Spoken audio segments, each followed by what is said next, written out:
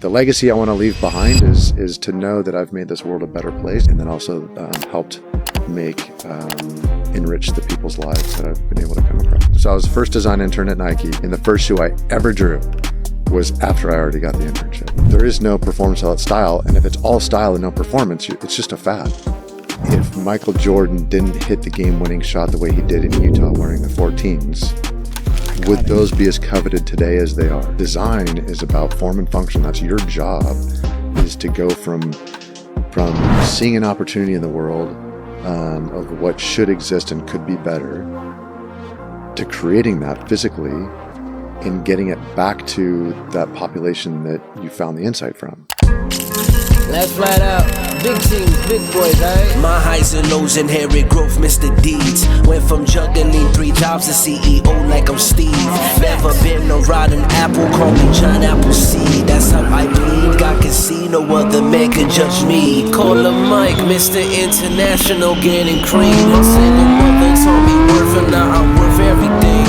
Went from Wall Street to Abu Dhabi, straight rolling in a Maserati with women that feel exotic. My life too pristine. Man, you didn't have to do them like that, man. You didn't have to do them like that. It was film day. Yeah. We gotta make a statement. Exactly. We gotta make a statement. Last What's flight going out, on, man? Flat out.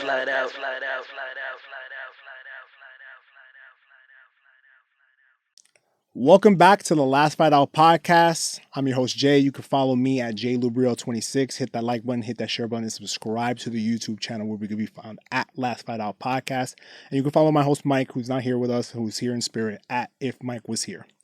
But I am joined today with a special guest who's a true design veteran. He started as Nike's very first design intern back in the 90s and went on to work with legends like Charles Barkley, Kevin Garnett, Scottie Pippen, and LeBron James.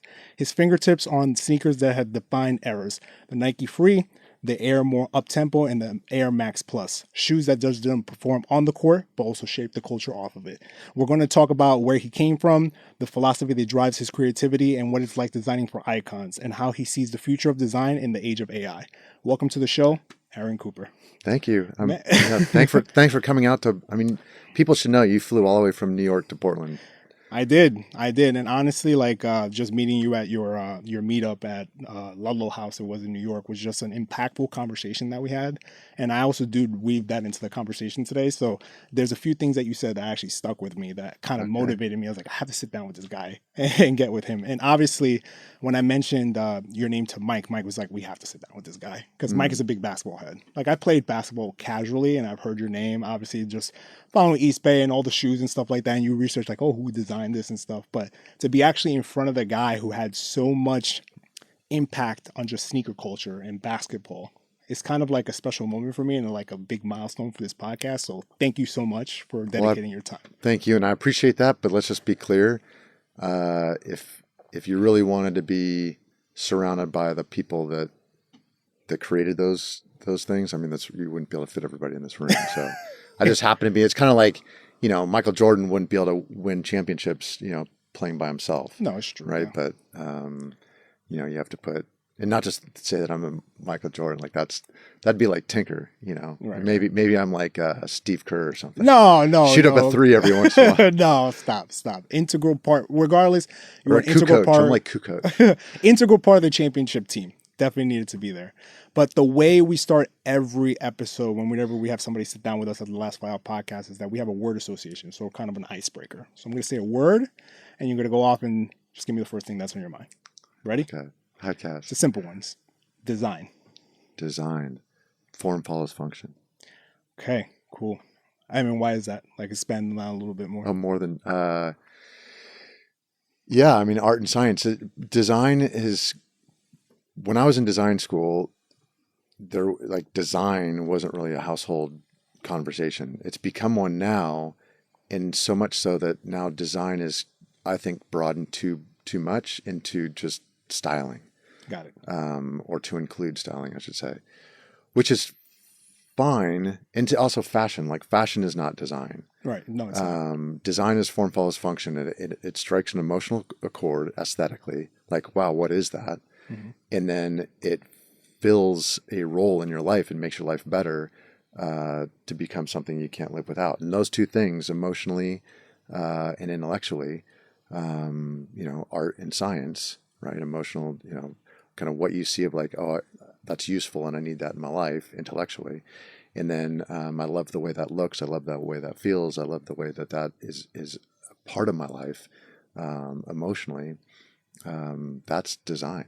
Right. And if you miss on any, if that's out of balance, then I don't think it's good design. And I think a good designer is always pursuing that perfect balance. And the further you go, like I try to explain to people, like with Tinker's work, like he was always pushing both ends. Right. And I think a good designer, well, depending on the brief, I mean, the further you push, the harder it is to maintain that balance. Right. And you might push them so far that you're not meeting people where they're at, and it's ahead of its time, right? You've heard about, some design is ahead of its time. Ahead of its time, yeah. And then, years later, it picks up and catches fire. But do you feel like, and just going off script a little bit, but just curious, when you're... Well, we're going to go off script all the rest of the time. So when you're ahead, what's that perfect balance? Sometimes you want to be ahead of your time, but you don't want to be too far ahead of the time because then you miss that wave, right? It's like that perfect balance of like being just ahead, but not too far ahead where you're losing the plot. Well, it depends on what wave you're talking about. Like, and that's where fashion comes into play. Like, so if it's all performance and no style, well, there is no performance without style, to be clear. Like, that's one of Ferrari's things. And because nobody's going to buy it. Nobody. Right? I mean, maybe there might be a few people, like the bell curve of what you're trying to, like, there might be some fringe people that love it so much they don't, and that's, I mean, we all know that about some fashion, right? Like, it's so out of this, like, wow, like, or uncomfortable, doesn't feel good, whatever. So there is no performance without style. And if it's all style and no performance, it's just a fad. It might be a long one, which is great for some people's business, but it's going to eventually die off. It's like skinny jeans and ripped skinny jeans. It lasted a long time. 100%. One of funny, I mean, talking about fashion, like one of the reasons why I stay fit is so that I can just keep my closet full and, hey, that's out of style now, but it'll come back. Exactly. Like now I'm in the era of like people who are built more like me. I like boxy fits. You know what I mean? So yeah, like, boxy's back. So yeah, exactly. Big baggy jeans. It's just that rotation can either be days, weeks, months, years, decades. Yeah. Right. Well, I don't think skinny jeans or ripped skinny jeans are coming back. So if you have those in your closet, you may need to keep them in the back for a long time, Aaron. Well, I don't know. We'll see. We'll see. But I do think in order to appreciate the person that's like sitting down in front of us. Actually, time out. I'm going to push on that one just because because pushing on those things, you need other people to help popularize them. Yes. So punk rock, like ripped skinny tight jeans, punk rock was part of that. Yeah. Right. So if all of a sudden, I don't know, you name it, like, well, let's just go for the moon. Like Travis Scott, if he becomes influenced by Black Flag. Yeah. Right. And all of a sudden that starts influencing his music, starts influencing who he is. And he shows up on stage with ripped skinny jeans. Oh, those are coming back.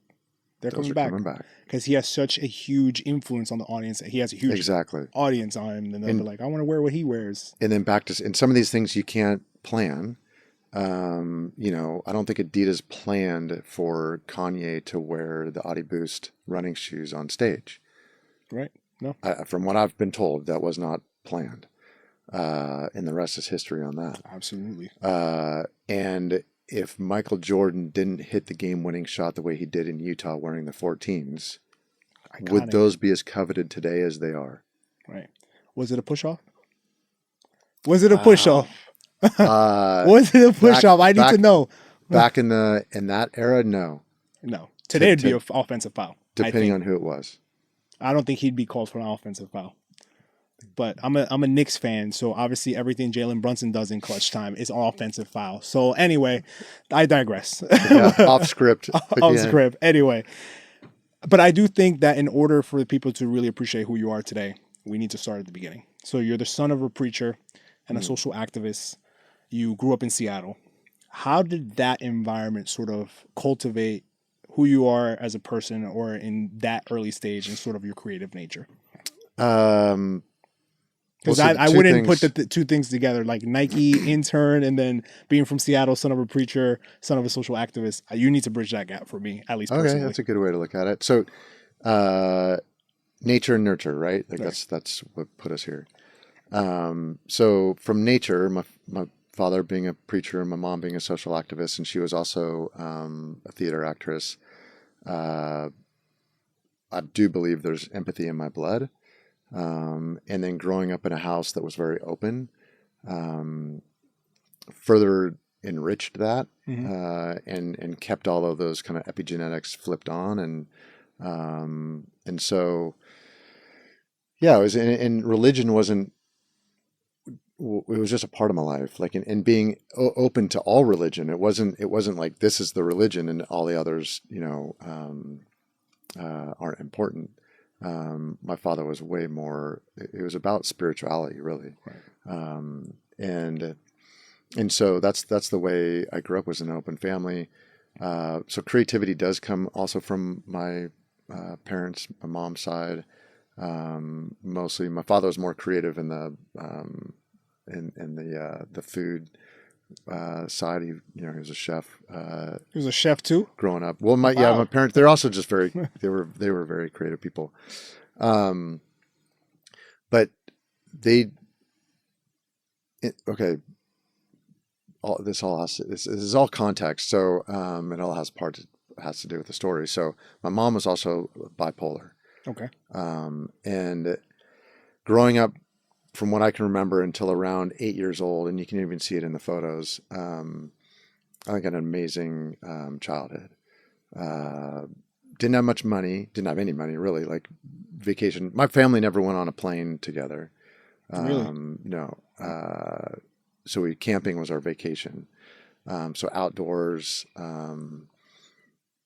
I tell people this about my mom being bipolar, and then also to give context about how important love and beings were to her, and how she informed me, and how, I mean, that's the lessons that she taught me, and the importance of being of loving God's creatures. Her words.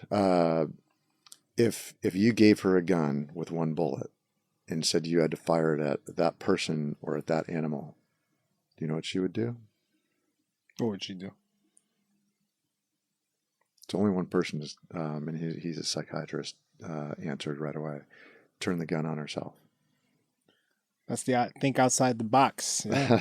Yeah. Think outside the box. So- I didn't want to say. I didn't want to go. I was like, So she was. If I had told you, because she was suicidal when I was growing up.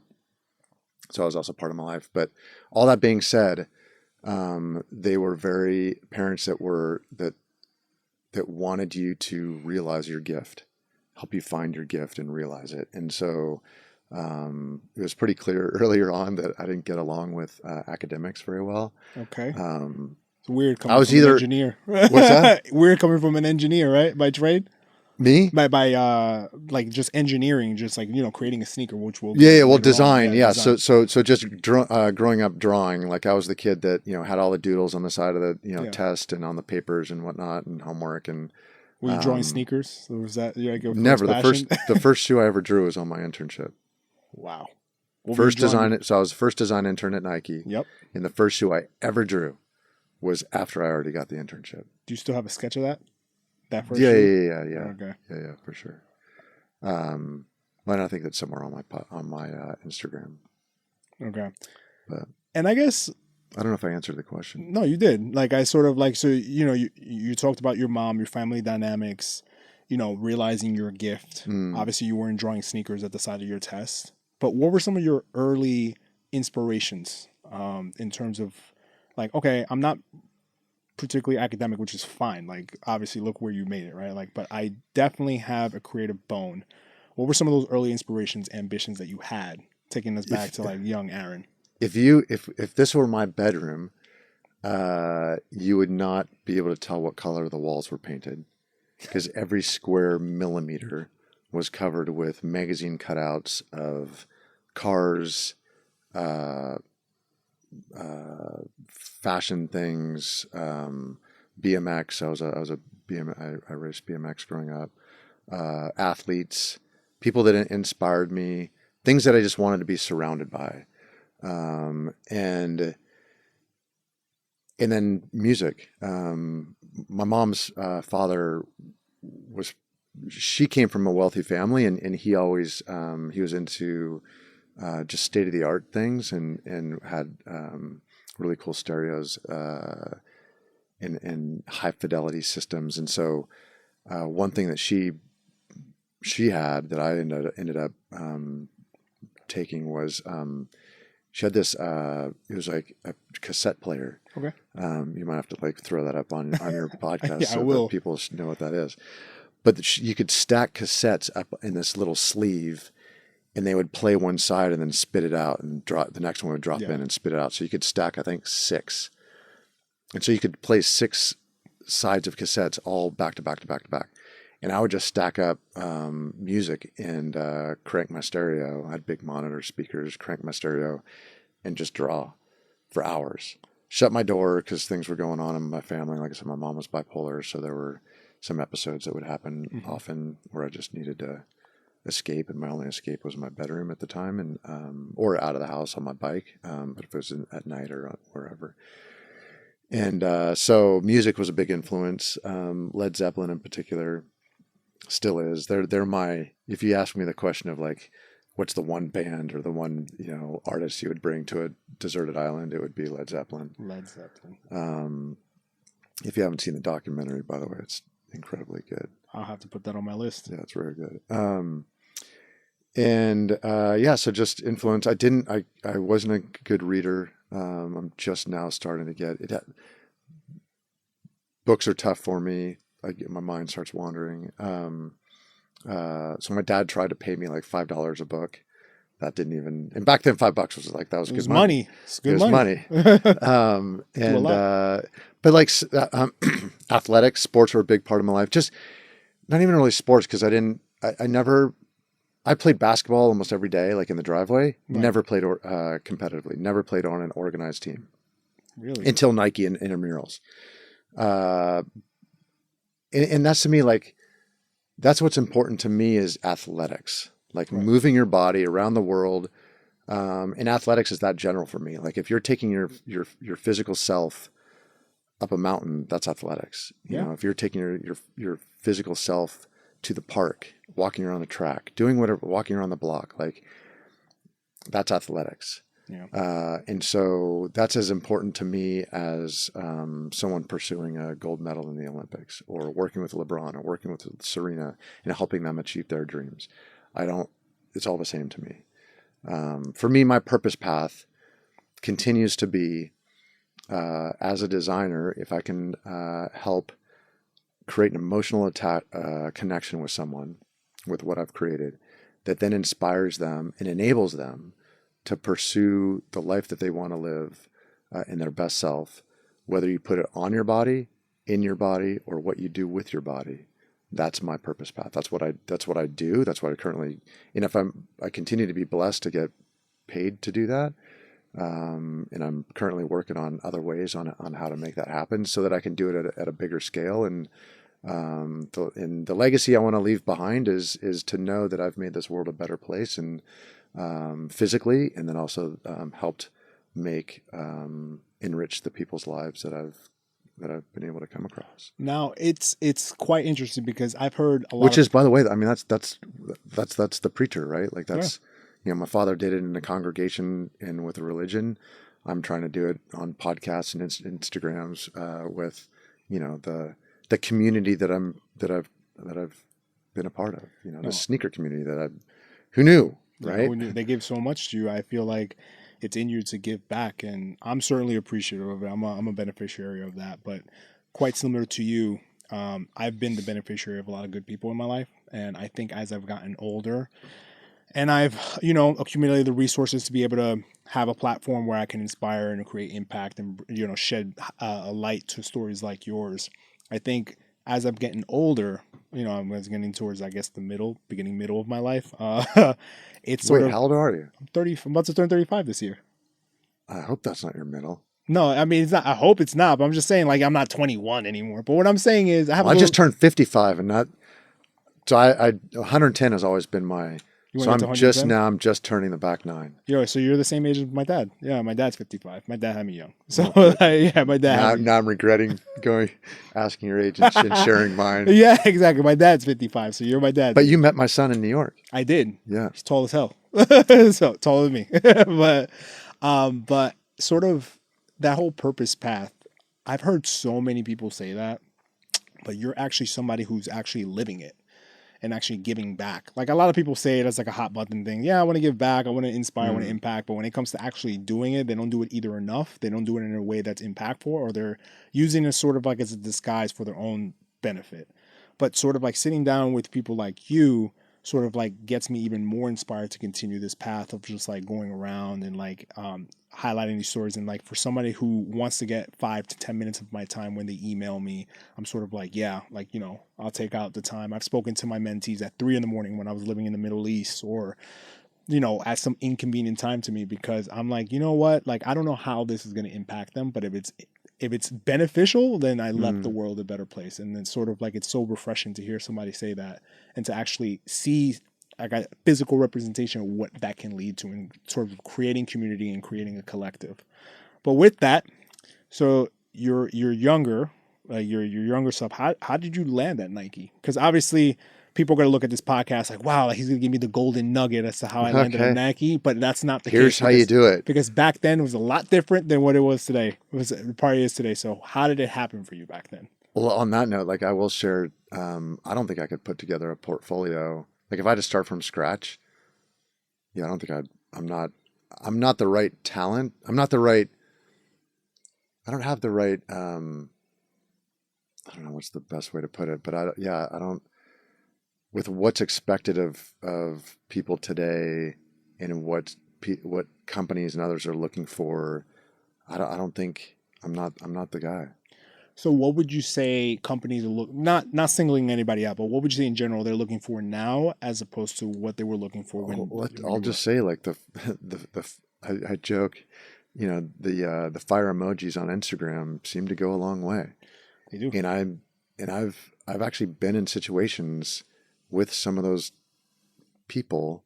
I honestly can't even say, and I'm not belittling that talent. Like there's some people that are doing amazing eye candy visuals that are insane, like so cool, so inspiring, amazing, love what they do. Let's just say that.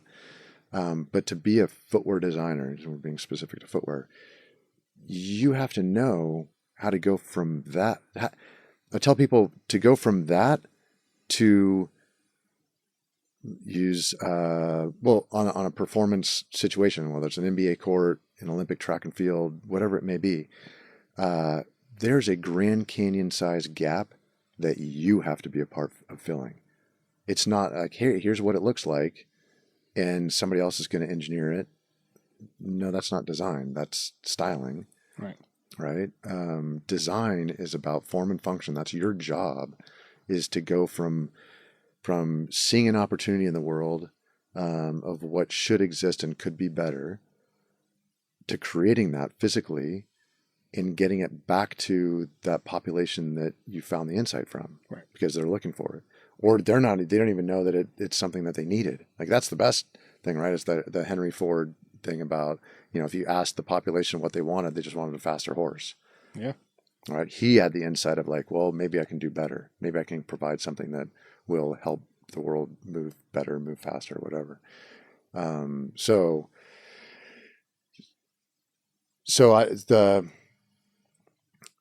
For me, design was the connection, and luckily the person that I met with, this is all wrapping together, because Dave Scanoni is the person that I reached out to, cold called, by the way. So, okay, you're gonna have to do a lot of editing on this. No, there's no editing. It's just straight through. I like to. Really? I like to give. Sorry, everybody. Just jumping around. No, just jumping around. Except for the beginning, we'll edit that out. But anyway, okay. But yeah. No, maybe it's a funny little thing, but and I'll try to make this quick. I'll try to connect. Well, also sponges, dominoes, and butterflies. Those are the 3 things that I've come to believe in, and you can read them on my Instagram. So soaking up the world around you, dominoes in terms of just creating positive momentum. Who knows where this is going to go? Who knows who's going to be listening to this? I say something, you say something that's meaningful to someone else, and it changes their trajectory.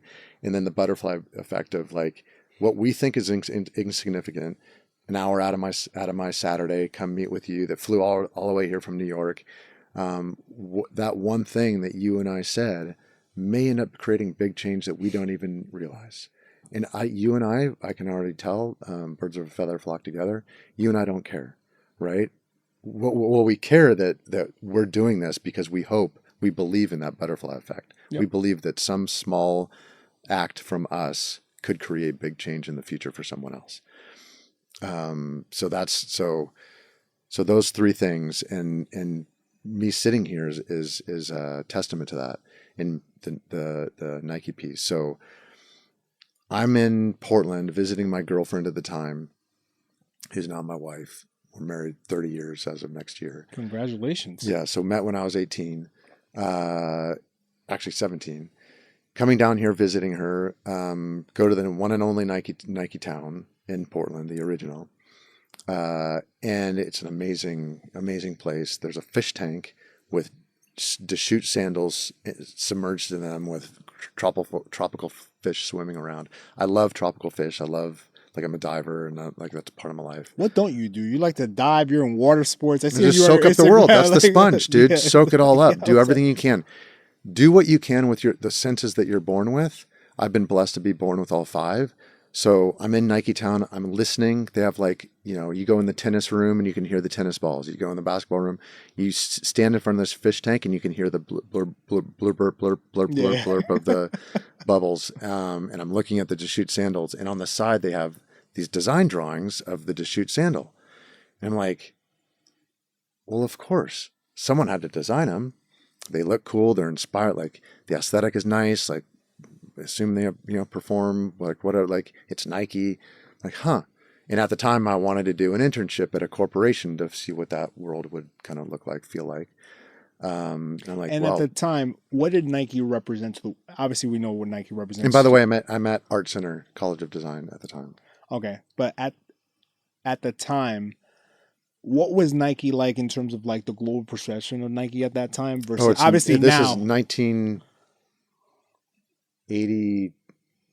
No, it would have been 92. No, I don't like. Was it before the Dream Team Olympics or after or around the same time? I can't. I don't. I'm so bad with time. Just trying to. But Nike wasn't. I mean, it was the only. It was White and Kennedy commercials. Like, it was just catching fire. Like, it was just starting to really help write popular culture. Right. Well, they didn't have an internship program. So to continue the story, so I'm like, well, of course, design. I want to do an internship. Go up to the front desk. Hey, where is Nike? Like, what is Nike? Where is Nike? And the person at the front desk didn't actually know. But they had a stack of brochures that had the address on the back. And I'm like, oh, and she goes, you can have one. I still have it today. I should have, if I knew the question, I should have brought it anyway.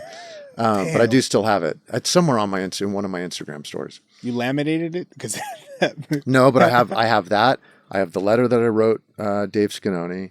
I have the letter that he wrote me about the internship. I have the letter that was written to me about the full-time offer, because they offered me a full-time job before the internship was over. But it took time. So all the way back, so I do a lot of mentoring and I try to inspire others. Like, you gotta think outside the box. Like, the fun stories about, what was the last one I read? Like, I know somebody put their resume on a cake and sent the cake to Nike. That was a fun. So I saw the cake. It was amazing. Oh, really? Because you can take photographs, right? Like, you can print a photograph and put it. Like, that's genius. I know somebody else did something with donuts recently. It was on Instagram. You saw that. Mm-hmm. Super cool.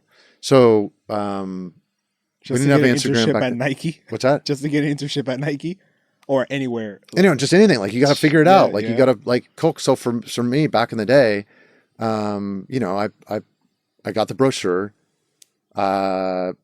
iPhones didn't exist, so you couldn't Google anything. You didn't actually, I don't even think Google didn't exist. No, it didn't. Fuck, I'm like aging myself. But we got to get back to the point I'm trying to make, which is No, this is good. This is good. This is so I cold call what's referred to as cold calling. Like there's no warm connection. I don't have somebody introducing me. So I find out what's the front desk, operator of Nike. I just call, like, hey, I'm trying to get connected with somebody in footwear design.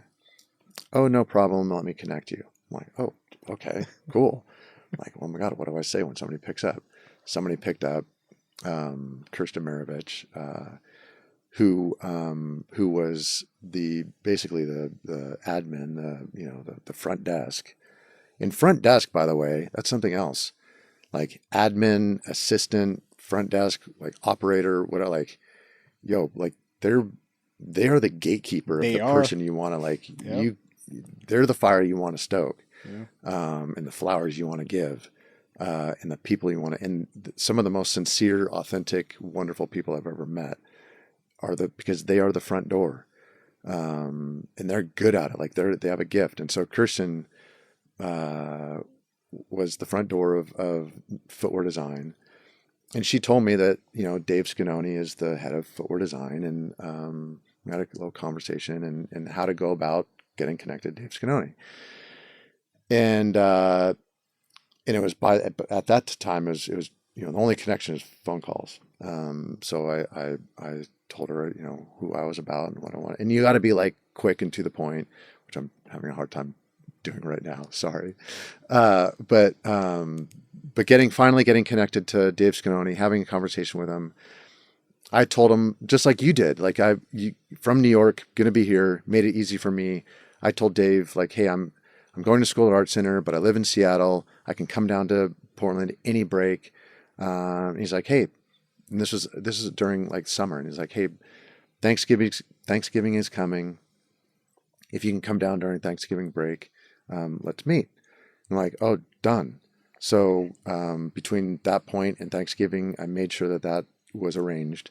Thanksgiving comes, and I have I think it was 2:00 afternoon meeting set up with Dave Scanoni to show him my portfolio, to tell him more of my story, to potentially maybe get an internship. There was no sneakers in your portfolio at the time. No sneakers in my portfolio. I'm an industrial designer. You don't need sneakers in your portfolio. Right. He can read through if I'm a good thinker. Like that's part of my thing right now. Is like I've hired footwear designers that don't have footwear in their portfolio. I don't need footwear in their. No, you don't. Like it's like if you can show me your design process and your design thinking and how you go from point A to point B with anything that you design, I should be able to deduct that into footwear and say you can do a good job. Anyway, so this interview, it was just like a coffee chat type of thing, but I'm coming out to campus and I have the flu. Oh. And I'm like, there's no effing way I'm going to let some flu bug get in the way of me and this conversation. And by the way, the fortunate thing about designers is that your portfolio needs to speak for you. Yeah. So I knew that at least I would be, sliding that in front of them, going through it. And there, it has to do a lot of speaking for me. Now, in the prep of your portfolio, sorry to interrupt, how much prep did you put into that portfolio? Or did you already just... Oh, great question. Yeah. Yeah, a lot of prep. It's my portfolio, so it's, you always want to be putting your best foot forward, whether it's in communication of conversation or communication visually, whatever that may be. Yeah, great point. So yes, this portfolio I put a lot of effort into, not just for this interview, but for just to put out to try and get an internship anywhere. But then also prepped, for the interview itself. But I'm like delusional with 102-degree temperature. I'm like, do I risk? Like, what do I do? And I decide like, I'm just not going to let it get in the way. So I end up, and I told him later that and plus it's a room, your sweat, I did my best. But it was not easy. But that's the other thing. You got to put yourself in uncomfortable situations, right? I mean, stress builds and grows. like that's what it does. You know, you have to. It has to be a good stress, but even bad stress is good in your life as long as you recover, you know, set up and recover from it, and have the right tools to be able to do that. And the harder the stress is, the more difficult those tools can be and that recovery can be. Yeah. So just to be clear, like that's, it's a very difficult, it's kind of like with innovation when we talked about with design, like the further you push on art and science, you know, the harder it is to find that balance. The harder the stress is, the further you push on that, the harder it is to find the right recovery tools. So I struggle with that personally, the recovery tools. I'm trying to figure that out now. Everybody does, dude. Like, and I don't think, not enough is, I mean, luckily with COVID and with things that are going on in society, that's now starting to become more a conversation. But even just sleep, like that's one of the number one, you know, ways to recover. That nobody talked about. People talked about, you know,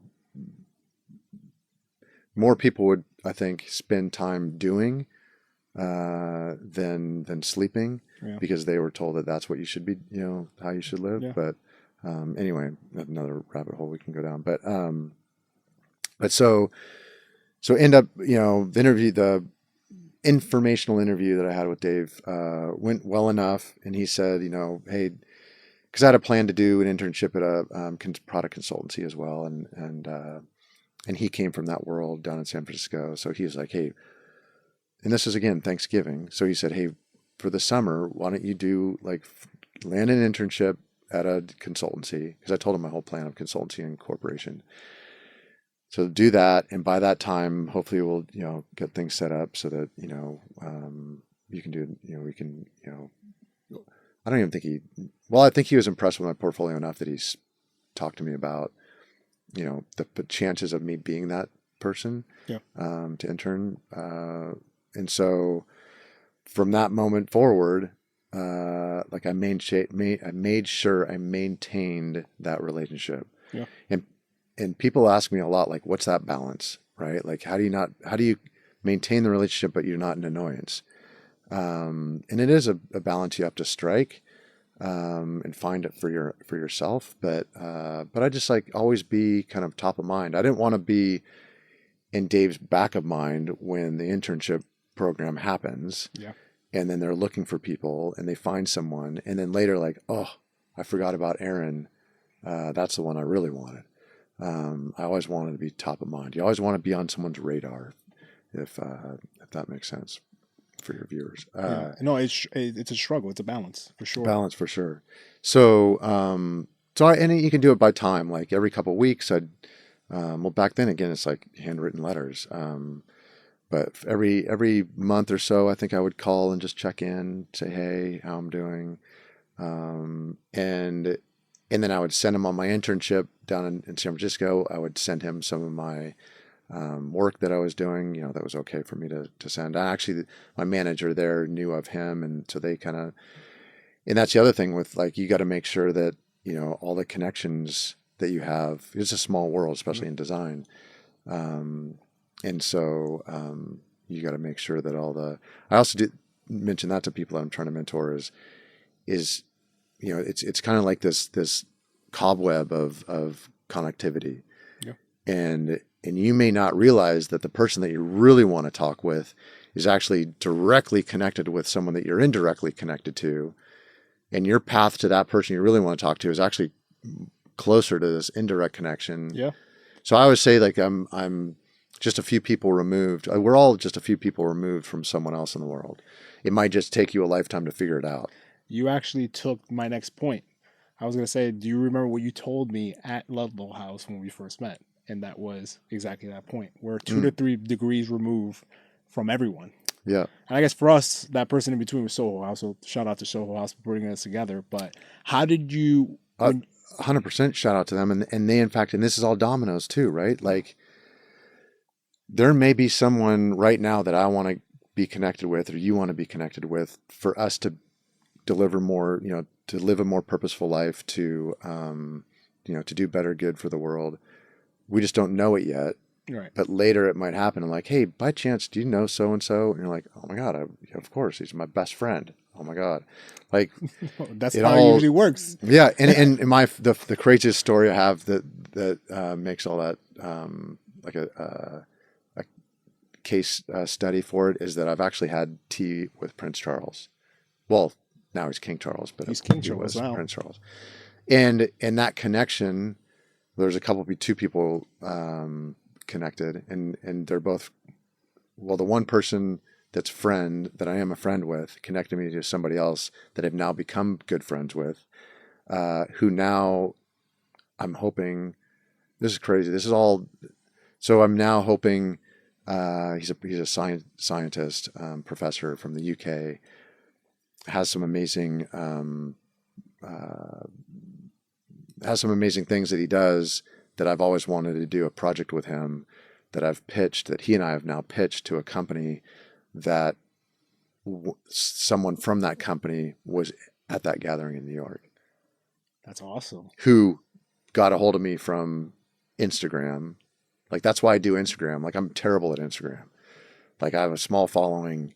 I'd love it to be bigger, but just so that Small I can do more. 25,000 people is a small following. Well, compared to some of the people that have like, right, but you're probably like in the upper echelons of just people in general. for me, it's more about engagement. Like Right. you and I are here because of that. So it's more about engagement for me, but I only want to grow that so that I can be more connected to more people, so that I can do more of this and the dominoes can keep spreading. And I don't care where those dominoes go. I just want them to continue to create positive momentum out in the world. Yeah. And then if they come back to me, and then I can then do something more with that. That's all I'm trying to do. So that's the whole Prince Charles thing. That's why we're sitting here.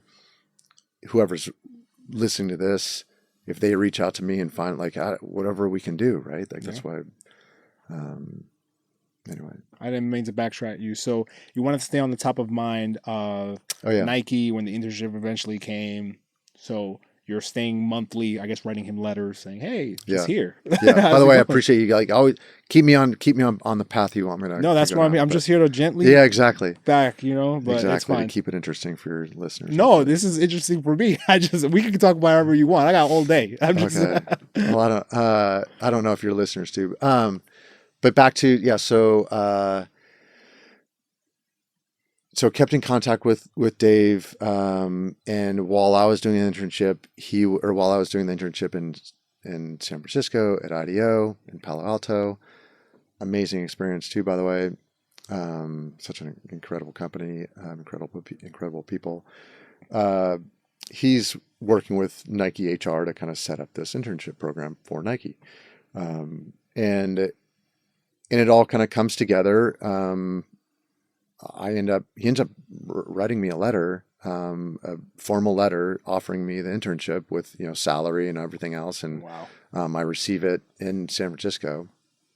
I still have that letter. I drive from San Francisco to Portland, pack my car. I was living out of a car basically back then. So that was also part of it. My growing up, so I got in a fight with my mom in one of her bipolar episodes, in one of my, teenage, episodes.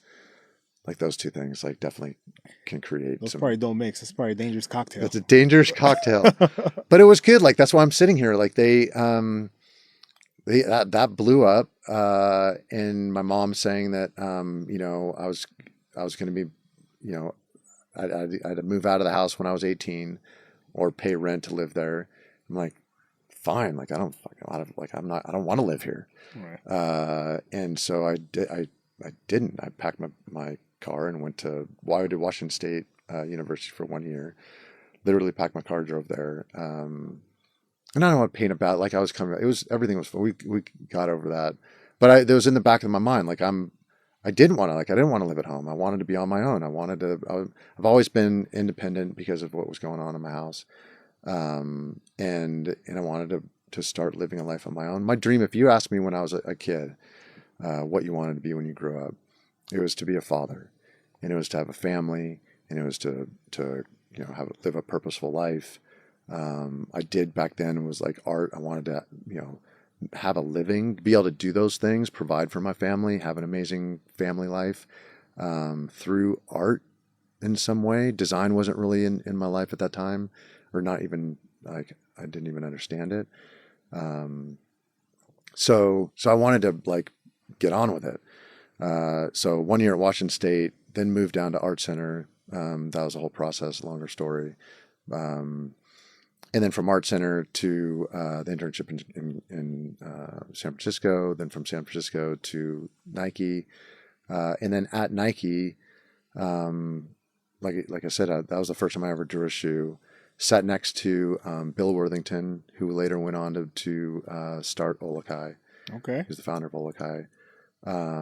Also sat next to Mark Smith, who's now known as, he was Brand Jordan's creative director. Yeah. He's now probably one of Michael Jordan's best friends and kind of his go-to design thought partner. Does a lot of work for him. And also Jeff Hollister. Wow. If you know, so that, thank you. Not everybody knows the name Jeff Hollister, but he is a founder of Nike. I mean, I would put him right up there with founder of Nike. I don't think formal founder of Nike, but do go down for all of your viewers, like just Google Jeff Hollister, Goeff Hollister. And then also Riccardo Vestuti, such an awesome dude. And he had just came from Reebok, and Reebok was like, that was a battle back in the day. And Reebok was on top, and Nike battled, and then they... Was it before that Converse, too? Converse was in the game? Because no, weren't they like, Bird was using them at one point? Like, yeah, but I don't think and Magic Johnson. I mean, yes, at some point, but I think it was just smaller. They were small. It was Adidas, Reebok, Nike comes along. So that was a battle. Reebok, at least in the U.S., was on top. Aerobics, like all... bunch of things. So anyway, Nike lured Riccardo Vestuti away. It's okay. Riccardo helped bring Christian Tresser. Okay. For those that don't know Christian Tresser, but Max 95, the very first Mercurial. Wow. He went on to work with Kanye at Adidas. Christian Tresser is one of the notables in the industry. So I'm sitting next to, I'm an intern, literally sitting in a little cluster. There was about 20 plus some designers, but they were mixed in. Like Jeff Hollister was there because he just loved being in that creative environment. But they were kind of put together in these little pods. And so my pod was Jeff Hollister, Bill Worthington, Mark Smith, and Riccardo Vestuti, and me. I'm like, seriously? That's crazy. But I didn't like it. At the time, you didn't. Looking back at it now, 2020, like hindsight being 2020, obviously, wow, all this greatness, like in the design, all these founders, all these, founding fathers, as you to say. But at the time, you were just like, I'm just an intern. And Riccardo Vestuti was RISD, Rhode Island School of Design. Mark Smith was Art Center. We were all industrial designers, like, tinker architect. And honestly, Marnie Gerber was there. Came from Art Center. Everybody, Bill Worthington, like I was going to say, Bill Worthington was Art Center. We're all industrial designers. Like we're designing footwear through the process of the industrial design process. So that has to be all kind of brought into this context for people to understand. So anyway, I during that internship. What was the first assignment you got asked? So Nike basketball was starting to grow and become bigger. This is 1994. Eric Avar was kind of like the guy, kind of the go-to guy. But all the design projects were kind of split up. You kind of leaned in towards one, like Sergio loved ACG, so he was doing some ACG stuff. Everybody kind of leaned in and had preferences, but Dave Skinner would receive all the briefs, not even really the briefs of like the line plan, like, hey, we need X number of ACG shoes, we need X number of basketball shoes. And just for the listeners, he would work with ACG, just all conditions gear. Got it. And it's not all weather conditions gear. Tinker just told me the story about when he conceived this idea with others about it's all conditions of life. And it was never intended to go to the top of the mountain and stay there. It was to get up to the top of the mountain, if that's where you want to go, and then get off the top of the mountain and be back in the pub, having a beer with your friends before sundown, or back to the campfire, wherever you want to go. All conditions. And so Nike basketball it wasn't even like categories. It was like basketball was growing in popularity, popular culture, and the shoes and all that. Things were happening. And Eric was just getting inundated. So, and I was becoming friends with Eric, and he's like, hey, I could use your help.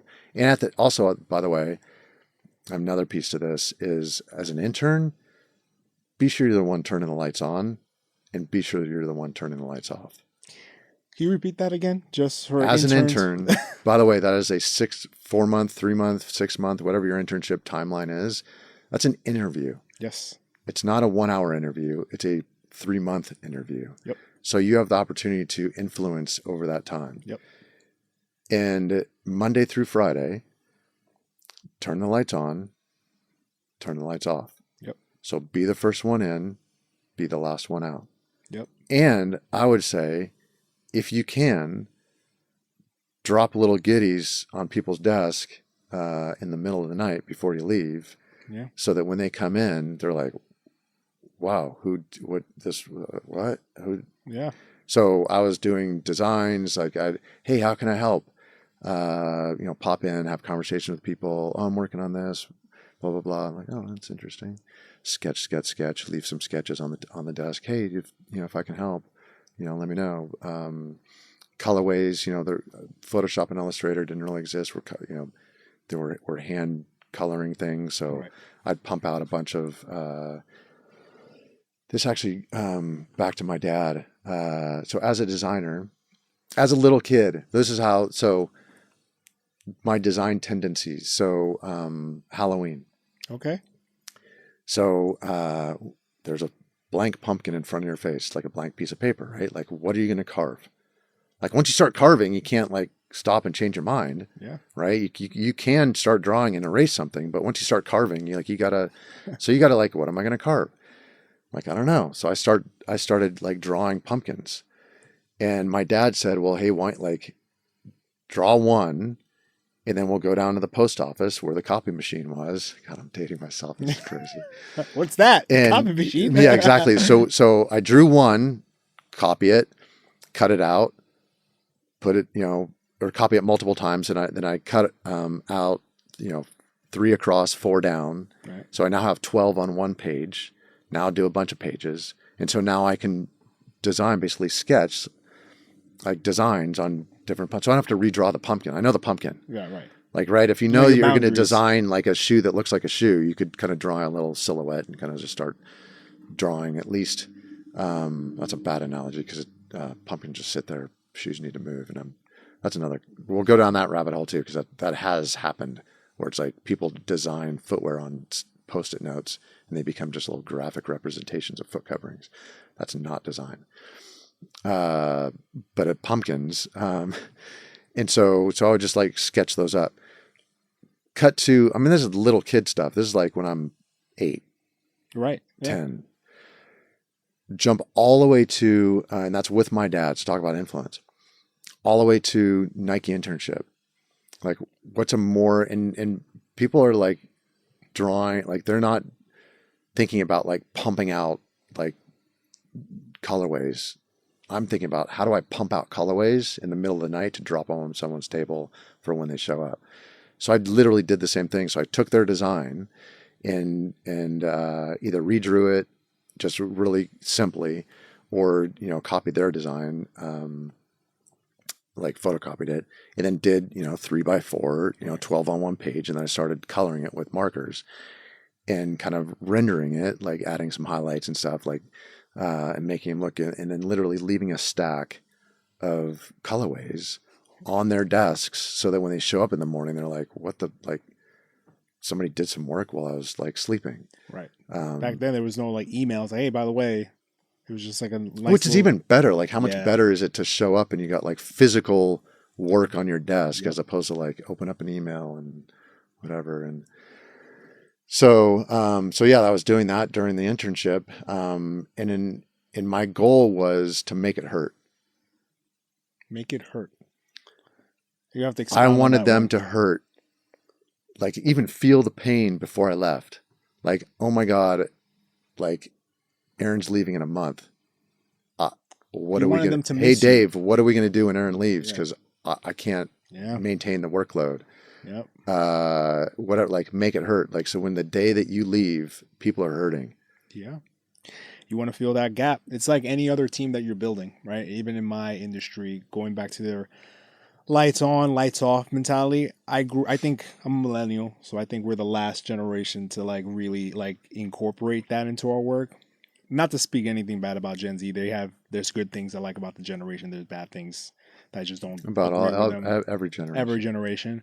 But that sort of grind impact is like not felt, at least in the things that I do right now. Oh no, It's and we sort of- pale in comparison to our grandparents, by the way. Oh, absolutely. That's different. They were, that, but I'm talking about now in modern times in the Without a workforce, doubt. there's a huge gap. Oh, dude, we were just, my daughter coaches volleyball, and we were just talking about this. How, and my kids have a hard time. They're in their 20s. They have a hard time with some of their peers because they grew up in a work hard, play hard, high expectation environment, and high expectation on both sides of working hard and playing hard, in that balance, and that isn't happening today. Nope. So they have a hard time with it, and so now my daughter's coaching these kids, and they're not even practicing or training or working out as hard as she did. Right. Which pales in the comparison of what she did to what I did, which pales in comparison to what I did to my grandparents. It's just, and not to say, I just think things are a little bit out of balance. Like the work hard, play hard, you have to, so back to the turn lights on, turn lights off. And I did probably not sleep enough, but I did leave carved time out. Friday night was a night. Saturday, the weekend was my place. Even going in school, like I always tell people it's important to put those things on the calendar so that you have things to look forward to. People that would report to me, I always, anytime that either I hired someone new or someone came into my organization, it was on them to tell me what fuels their tank. Yeah. And if they tell me, as a good example, living here in Portland, because we have an amazing mountain just an hour and a half away, if snowboarding or skiing is important to them and that fuels their tank, and it's a Wednesday at Nike and it just dumped last night and it's like steep and deep up there, and you're sitting here and there's no like priorities at work going on, and I'm like, yo, John, why aren't you up on the hill? Yeah. Oh, I just have this. I'm like, do you though? Like, dude, that can wait. Like, I know you're going to get it done. Go get some. Yeah, I wish. I guess in your industry, could just being creative. It can be anybody, as long as you set those expectations. Yeah. My other thing was like, now if you do that, I don't make sure you cover it. Like, you make sure everyone knows, and everybody knows that that's my policy, and make sure you're covered, so that nobody's coming to me saying, "Hey, where's John?" Right. Yeah. So I would push back, and same with like what COVID did. Like, I think this, working remotely, I think that pendulum is still swinging back into the right place, because we are human beings are a communal creature. Yep. So this physical energy that we have in this room is real. Yeah. There's a reason why you spent the money to fly here, and we're not doing this over Zoom. Yeah. Right. It's true. I hate the online interview platform. But that's unless necessary. I'm happy that's an alternative. 100%. But I much prefer this. 100%, and that's my point. Like I work with clients. I'm helping start companies with people I've still yet to meet, which is amazing, right? And I love that. But would we be further along and maybe have more depth if we were to have been in person? Yeah, for sure. But so what is that balance? And finding that balance is important. So and not everybody has that ability, but I'm just saying, don't assume that you don't have it. At least have the conversation and see what you can, like, how you can arrange your schedule so that, I mean, people do it, like even people that work hourly. It's like, hey, so-and-so is in town, this concert is happening Tuesday night. I'm supposed to work Tuesday night. Can you take my shift? I'll take yours. Right. Oh, that'd be awesome, because Thursday is when I'm supposed to work, but so-and-so's like, Yeah.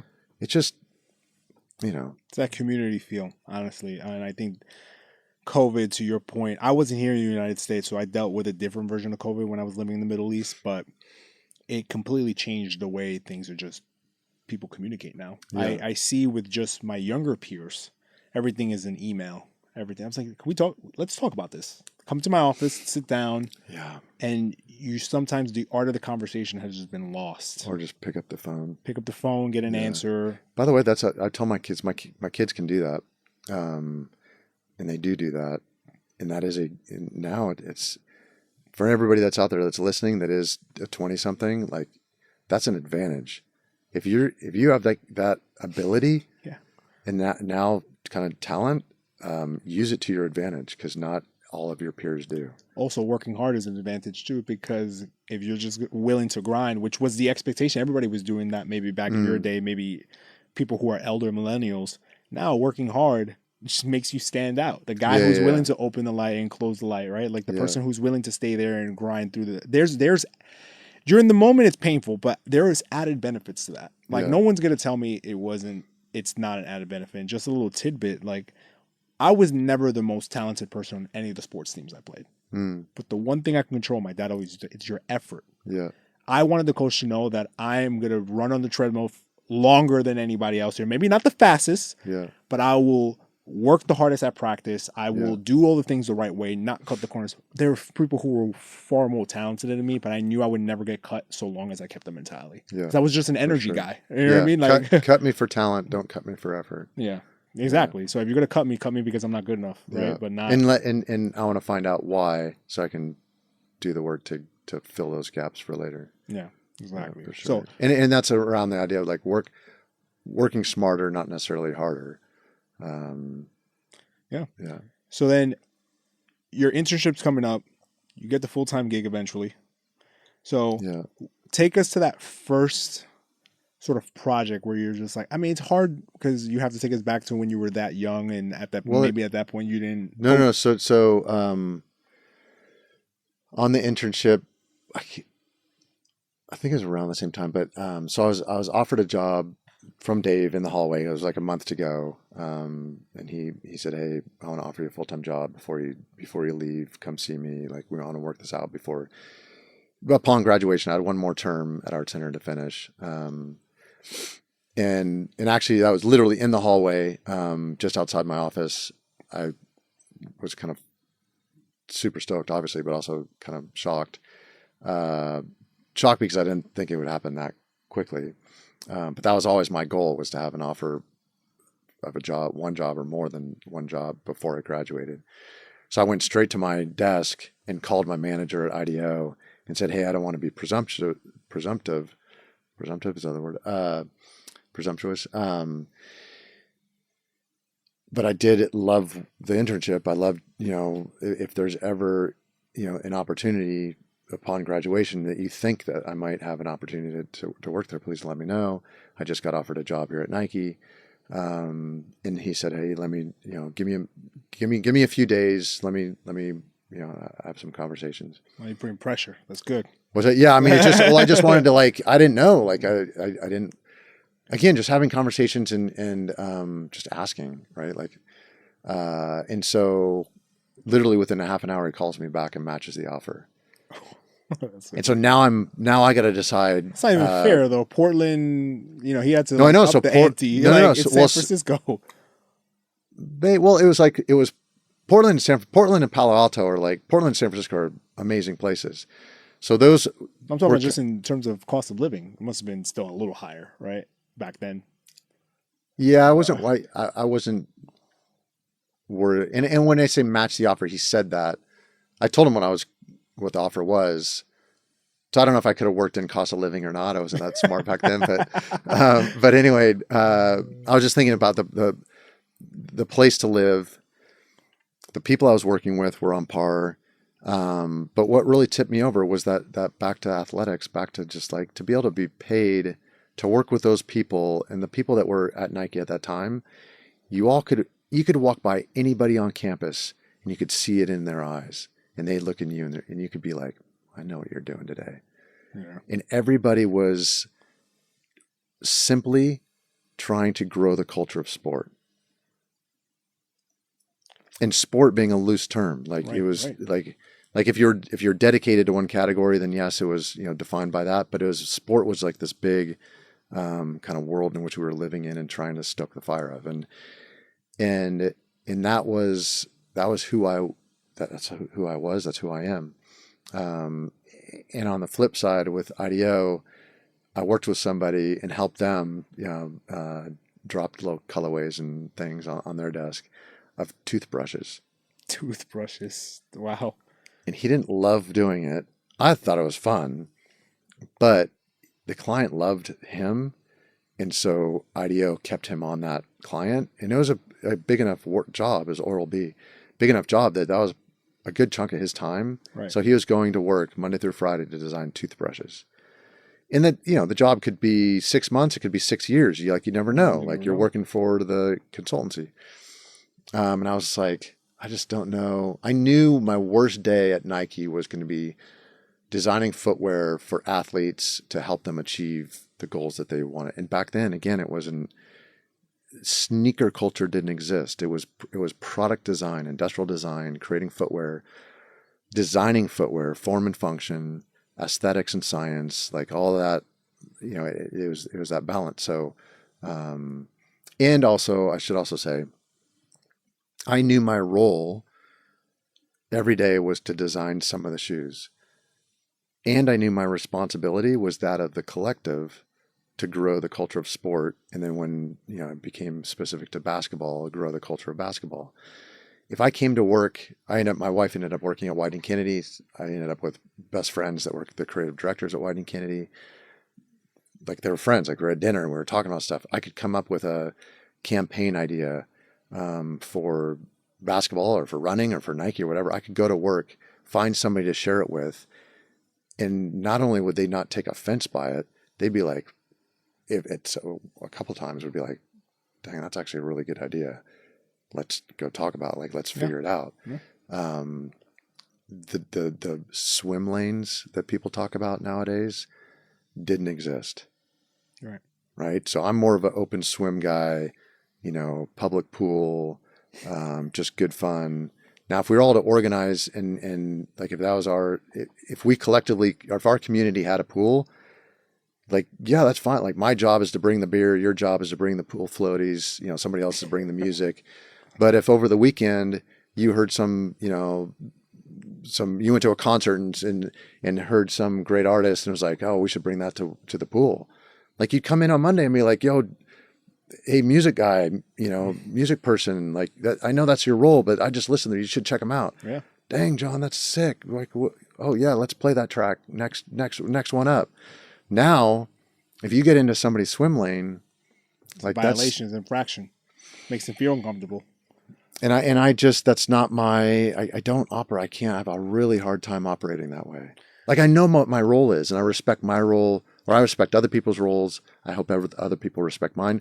But I was the type of designer. If you could communicate with me by drawing on my drawings, literally like pick up a pencil and draw on top of my drawings, I'd get up from my chair and give it to you. Right. What's in your head? Like, what do you help me understand? Like, let's figure it out. Yeah. That's called collaboration. Oh, dude, if you were to sit down within the industry, I won't put it on any company, but if you're a marketing person or developer, whoever, you're working in that space or advertising, whatever it may be, and you have an idea for a shoe and you sit down and draw on the designer's drawing. No bueno today. Yeah, it's like that. And I think that speaks a lot to confidence. I think when what you just described to me is collaboration. What other people might what other True people collaboration. true collaboration. What other people might say it as infraction. You're stepping in my lanes. You're overstepping. I don't see it that way. I'm not telling you what to do. Maybe through my perspective, I can maybe open something that you didn't see, right? That was previously not there. I'm not saying that I'm doing your job for you, but it's helping you to create the collective, the community, right? Yeah, that's a fair point. A great point, in that maybe sometimes in my approach it would come across as, I want to do your job, or I can do your job better than you. So that's where I have to grow and learn to be a better person. It's funny. My mom used to tell me I was a square peg in a round hole, and I was going to have a hard time fitting in the world. And that's my logo. Actually, the A is a square and the C is a circle. It's also the at sign, duality there, because I have a hard time being present. I always live out in the future. So that helps me kind of remind me to be present. And then the AC, square peg and round hole. And so I believe, and I shared this actually in New York when you were there. And actually, I think you might have left by then. But for me, I found that I believe we're all square pegs, and trying to figure out how to live in this round world. Yeah. I try to tell people, yes, you have to refine your peg, but I want people to keep it square. Yeah. Be square, be you. Don't try to fit, go find the place where your peg fits best, but you got to constantly refine how that fits, and where you are, that's also evolving and changing. And so you have to do you want to evolve and change with that form and that shape? And so I'm always trying to be better. Some people can argue whether or not I have to do a good job of it. I try to be a better father, a better husband, a better colleague, a better friend. And again, the spectrum's going to be broad on how well I do that. Right. But I hope, I want to continue working with people that are also trying to do that. And we respect each other for doing it. And you can tell me, hey, great idea. I love it. But maybe it kind of came across to me as you want to do my job, or you're telling me my ideas are worse or whatever. Oh shoot, I'm sorry. I didn't have that dialogue, have that conversation. People ask me what made Nike basketball in that 10 years so great. People say that decade of design was the most influential in the entire industry. Specific to those 10 years, specific to basketball, specific to Nike. There was amazing things happening in other areas and other times and whatnot, but just that decade was so impactful. I think it goes back to that balance of stress and recovery, of art and science. And the further you push it, the harder it is to find that balance. And it was blood, sweat, and tears. And yes, there was a lot of sweat, and yes, there was some blood, literally, not from fighting, but from X-Acto knives, cutting up mat board and late at night. Right. Yes, there was tears shared. I had tears. I created tears. Apologies. What I was going to say, balanced by hugs, laughter, and love. Yeah. So yes, people have cried because of what I've done or said, or, and I felt horrible about it. And we came together afterwards, and I'm friends with those people still. That's when, you can, I think those moments are when colleagues turn into friends, and friends turn into, lifelong friends. And, it's just the work that you put in. And I just don't know. I think to do great product, to do world-class product, you need world-class teams. For world-class teams, you need, that work put in. You spend most of your life with these people, so why wouldn't you want to put that work into it?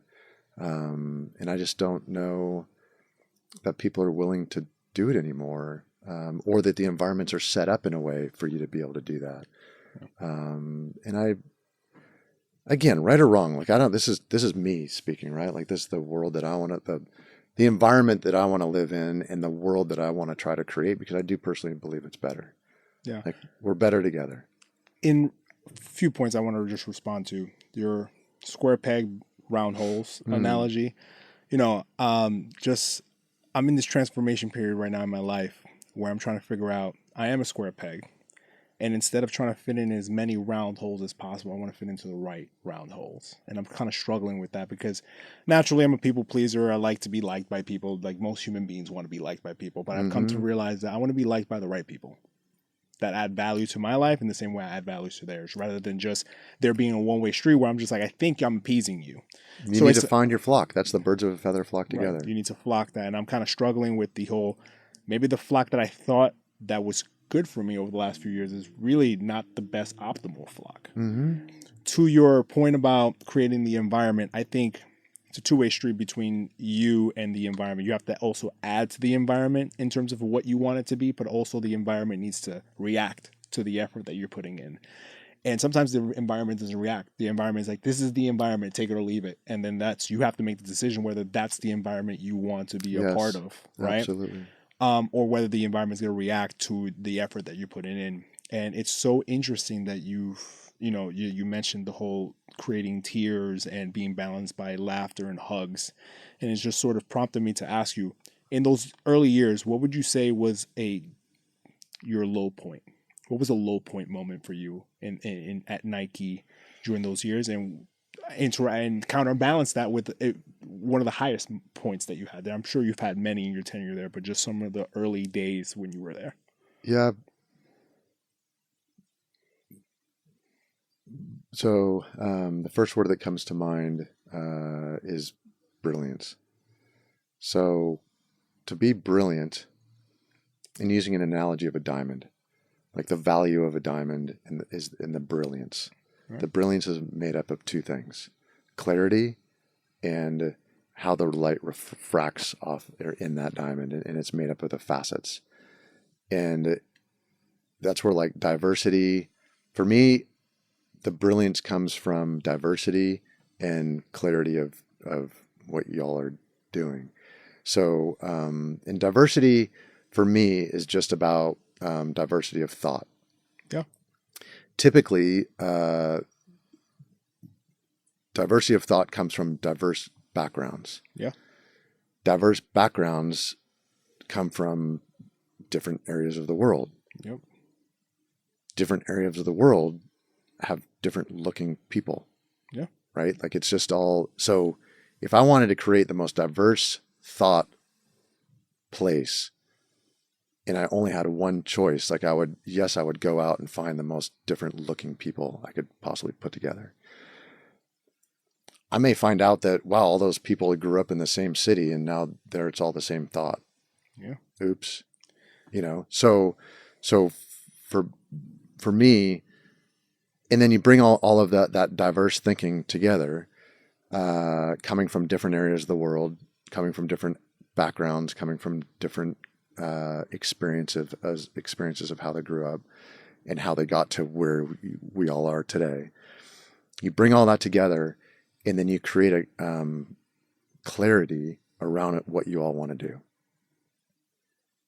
You put those two things together, and not only am I happy, other people are happy. I believe I've seen it. And you can accomplish anything. I don't like using superlatives, but that's pretty close. We've put a man on the moon. Yeah. Well, don't need to go down that rabbit hole, but whether if you believe it or not. But big things have happened, and that comes from diverse thinking and clarity of direction. Right. So the best times at Nike were when I was in a diverse group. And by the way, that, like, if I showed you that group, you might not, like, if I just showed you, you'd be like, oh, that's not the most diverse group of people I've ever seen. But then if I told you the story of each person, you'd be like, oh shit. Intellectually, a lot of intellectual diversity there. Or they grew up in a family that you didn't think looked like them. Right. Like let's, like, it's not all like you got to context, story, like you got to have all that before you can place judgment on what you see. And so that was the best times were like diverse group, clarity of thought. We knew what we wanted to do, grow the culture, and we knew that growing the culture meant stoking their fire with what I call them as conversation pieces, with the footwear that we were creating. Because it's like, yo, where'd you get those? Right? Bobito Garcia's book, where'd you get those? And that's from popular culture. Like that's what like 50-yard read, Tracy Teague, designer at Nike, taught me that because he was doing cleated, works with Dion. Literally the 50-yard read, like, whoa, what are those? Yeah. Right? Then you have the conversation. Where'd you get those? Like that. Yeah. Then that creates culture, kind of creates that energy, and builds the community. I want to be a part of that. I want to play. Like a game of basketball does not care where you come from, what you look like, what gender you are, how tall you are, right? No. None of that. It just wants you to play the game. Yeah. That's all it wants. And that's all we cared about in Nike basketball was just grow the culture of the sport. And the one biggest way you could do that at Nike is create amazing product. In both the way it looked, designing amazing product, both the way it looked and the way it performed, design, that symbiotic relationship. I didn't care if I was the designer, the developer, the marketing person, someone in engineering over in the factories, the factory worker, literally the factory worker, or the developer in the factory. Like we were all part of the team. We all cared about each other. We cared deeply. That's something else. I care. Like I've been told that I care too much. That was literally that was told to me by that. So that was maybe among the worst times was when I was working on with a group of people, and it wasn't very diverse. There was lack of clarity, and there was lack of care of what you're doing internally and what you were doing externally. Yeah, and that's just a recipe for not just disaster from a business standpoint, but just misery. Like no passion, no fun. You're just going in, clocking out. It's like the worst feeling in the world. I've been told with multiple projects I've had in my life that I care too much. And it's difficult because I want the expectation to be that the people around me care, at least in the same stratosphere that I care about what our single goal is or our objectives are about moving forward. But it's so difficult when the rest are just like not motivated like that. Yeah. And for people that know me and it's becoming part of my thing is that my kind of personal motto is it's the stories that matter. That actually came from a book that I was interviewed for, and the author saved my interview for the very last, a big thick book. It's called Sneakers. Howie Kahn was one of the authors. And in those books, like you want to be saved, like you want to be up front, like Tinker was up front, like other people I'm like leafing through it when he sent me the book. I'm like, oh, it's so exciting, and going through it. And I'm like getting through halfway. I'm like, I'm still not like, and I go to I actually flip straight to the like table of contents. I'm looking for my name. I'm the last interview. I'm like, great. And then I go to my interview. I read it. I loved it because he took the pieces that I thought were like I really loved it what he wrote. And then the last quote in the book is the shoes alone, something to the effect of the shoes alone don't mean jack. It's the stories that matter. Yeah. And he told me later that when I said that, he knew immediately that was going to be the last thing he wanted in his book. And he said it actually affected his writing because he realized that's what it was all about. And he wasn't just a journalist because he wasn't a shoe guy. So he was approaching the book from like a journalist, putting together stories and putting it in. And he said he approached it differently from my interview going forward and wanted that to be the last. And to me, the stories that matter, it's what brings us here. It's why someone's listening. It's why someone covets something in their life. It's why people collect those shoes because of the story behind it. If the story behind it is deep, but there's no cultural connection to it, then it kind of loses its value. If the story behind it is shallow, it will eventually lose its cultural value. If there's no cultural value to it, but you've put story into it, or someone that wore it that's important to you, that sometimes has even more value to you. And so, but for me, it doesn't matter. It's all the story, and it's just a vessel. Footwear is just a vessel for that story. And you can replace footwear with a piece of furniture. You can replace footwear with a bottle of wine. Anything that creates a culture, like furniture fairs. Like there's people that go to there's people that collect chairs, that collect things. For me, it comes down to the three things: community, culture, and conversation. Yeah. And we knew, and this goes all the way back to the good times and the bad times at Nike. The good times were filled by a community, whether it was the entire company or just the team that I was working on, that had an amazing culture, that cared, that were creating footwear to create those conversations and enable those stories to happen.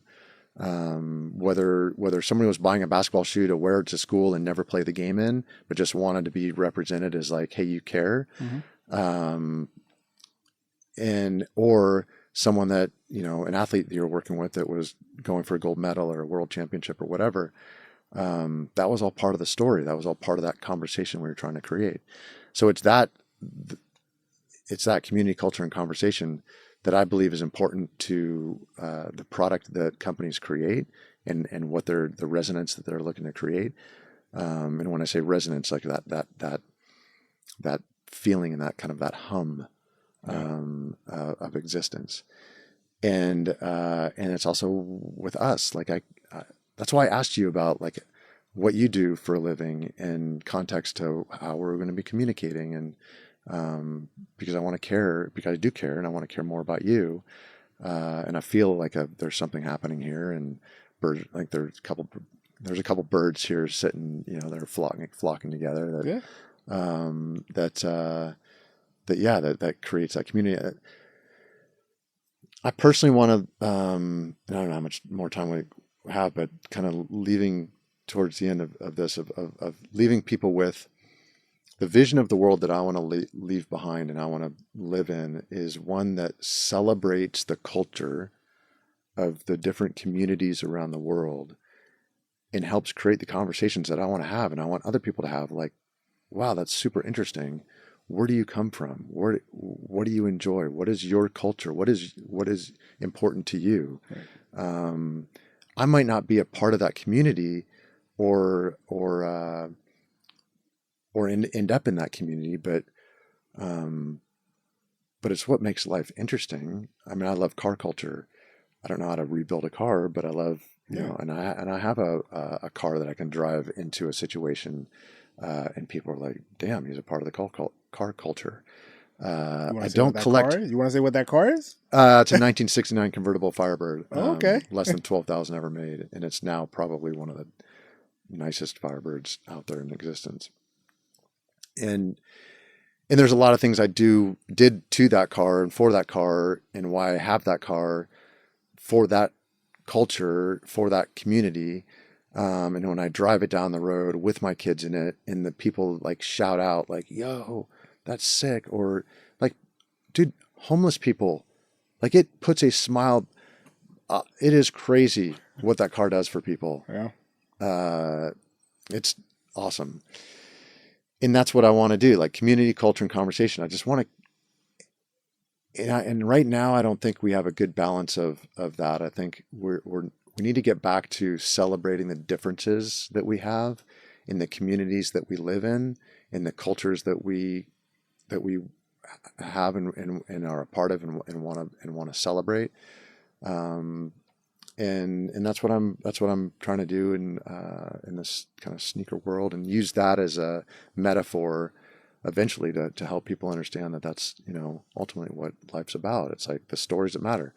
When you're on your deathbed, the only thing that you're taking with you are the stories that you have, and it's the people that that you wrote that story with and the journey that you were on. And if you're in a situation where where you're winding your life down and your space is getting smaller, you're purging the things that don't mean that much to you. And I've done this with my mom.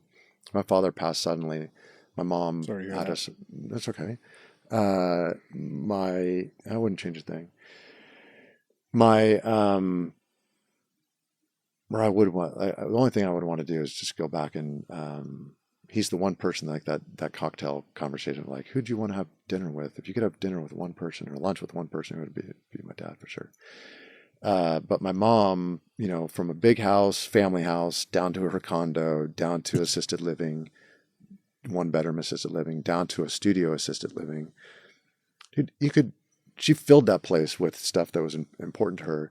And she could have a stranger come in and point at anything in that space, and she'd have a long story for it. That's beautiful. And that's, you know, that's what shoes have become for some people, for a lot of people. And that's what, well, I think that's what they are. Like the things the shoes that are important in life, have those stories in them. And that's what I try to continue to create. And, because like I said, at the end of the day, it's the stories that matter.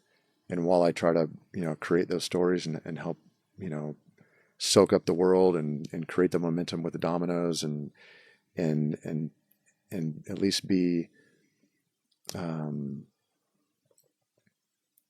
least be tuned in that a small action that I can create might eventually, make big change, Right. In someone's life. Those are kind of like, that's everything, you know, while I'm trying to refine my square peg to, you know, fit in this round world. And you show that you give me something to look forward to. Not that I'm calling you old or anything like that, but you're always in a sense of refinement, no matter where you're at. And speaking of refinement, I do have a question for you while you were at Nike. So speaking about the highs and lows. But can I just, because I want to clarify, because I don't want to come across it like, yes, I do try to refine myself. It's really hard, and I'm not great at it. Like, at least you're trying, though. That's better than 100%. most. Like that's all. It's That's back, better than because, most. dude, John, it comes back to the, I might not have been the most talented on the, wherever, but I'm going to give it my best effort. Yeah. Right. So I'm not the best at, you know, this is why I do, also reason why I do these things, and take these opportunities. I'm giving a talk in Detroit in a couple of weeks. I'm a bachelor. I just threw the bachelor party for. I'm a best man for someone that's like a little brother to me. So I got to come up with a speech. That is so far out of my comfort. This is so far out of my comfort zone. But I put myself into this space because it helps me refine. And so I appreciate that, of being able to, these opportunities. So I try to take these opportunities to do what I can to practice what I preach, because it is hard. And life gets in the way, and in the middle of stress and everything going on, I hope to be able to stop myself and say, I'm doing a shitty job. I need to refine, you know, I just did something really shitty, and now I have to refine, and I have to like call that person or go back to that person and say, I'm sorry, or whatever. Like, Yeah. It's always being self-aware. That's what it simply comes down to. At least I've realized in my own life, being self-aware is so important. yeah. And speaking of being self-aware and transformation, so when you were at Nike, and it's well documented, you work with all these superstar athletes. That's great. And there's other platforms where you've spoken about that. But what was that one athlete you had to choose that tested, I guess, your industrial engineering brain the most? And who left the biggest impact on you after you were done working with them? And third part to that question is, what is your ideal relationship when you're working with an athlete? Do you like more hands off? Do you like a little bit more creative freedom? So there's a 3-part question. Who was the most impactful? Sort of like, who tested you the most in terms of like your technical engineering skills, and what's your ideal relationship?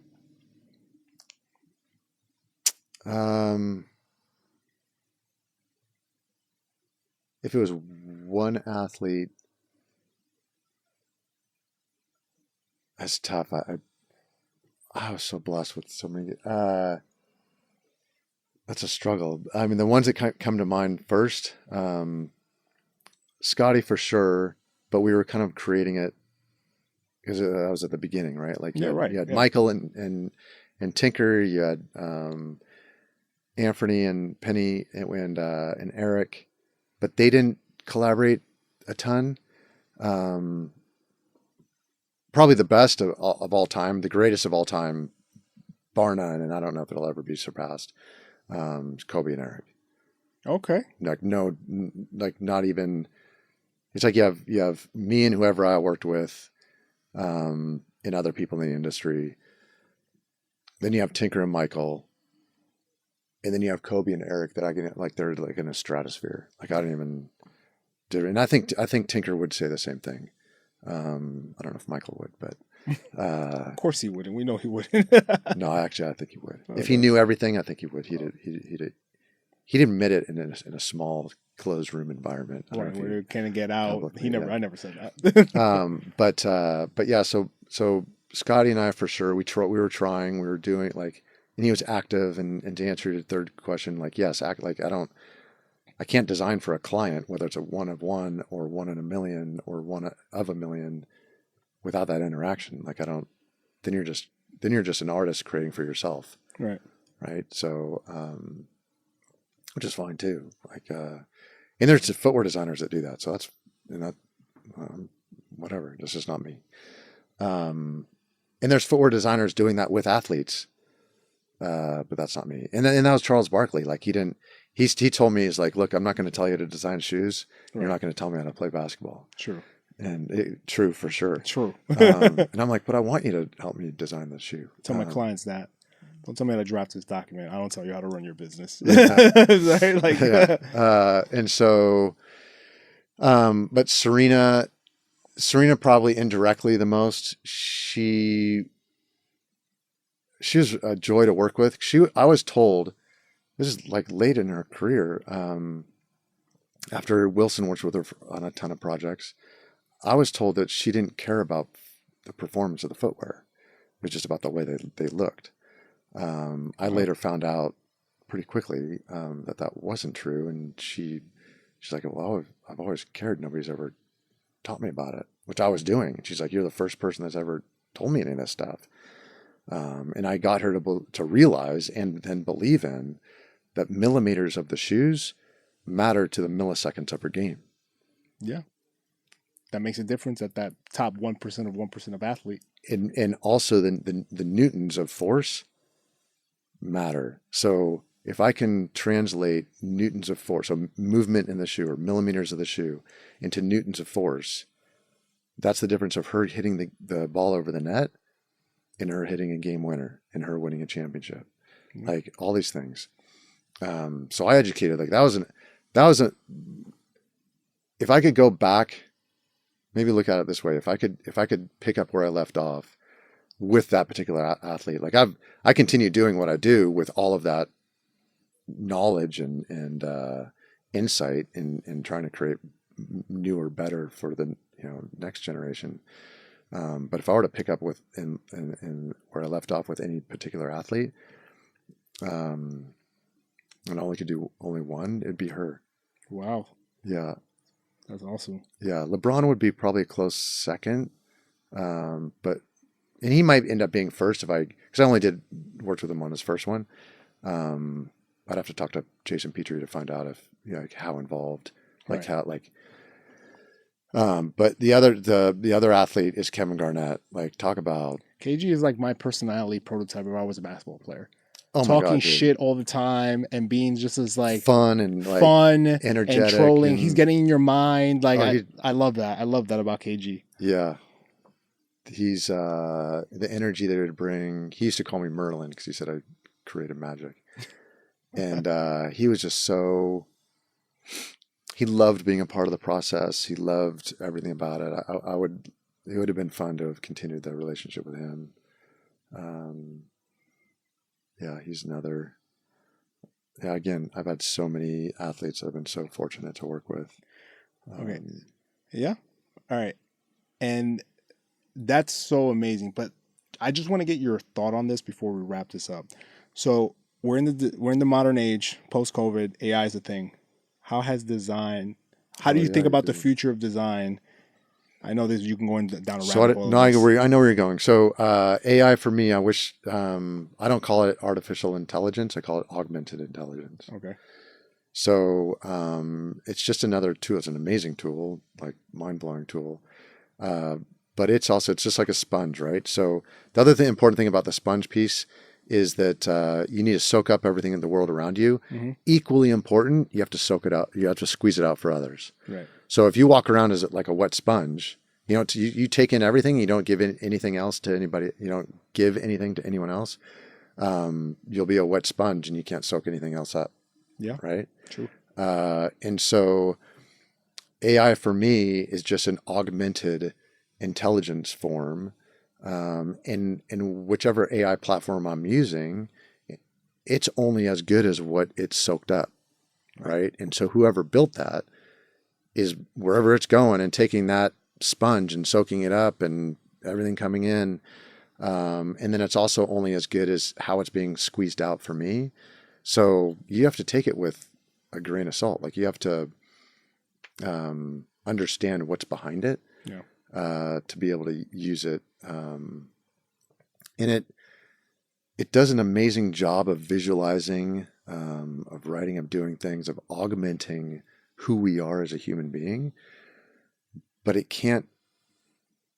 I do not believe in a future, and trust me, I live out in the future. In 2014, I started a strategy. I started a visualization and actually creating it for Nike for 2040. Wow. So I live out that far. Like 25 years. So I try to visualize out. I try to visualize the world I want for my, now great grandkids. I don't have any grandkids, let alone great grandkids. But now I'm out in the great grandkid world. Like I told you, 110. So I want to help create a world that I want to live in and that I believe humanity should be living in, based on everything that I've learned and experienced. And so this augmentation this AI is just an augmentation for humanity to make our lives better. There's some AI that definitely makes our lives better and just and compartmentalize it as that, and I don't think it has any potential harm.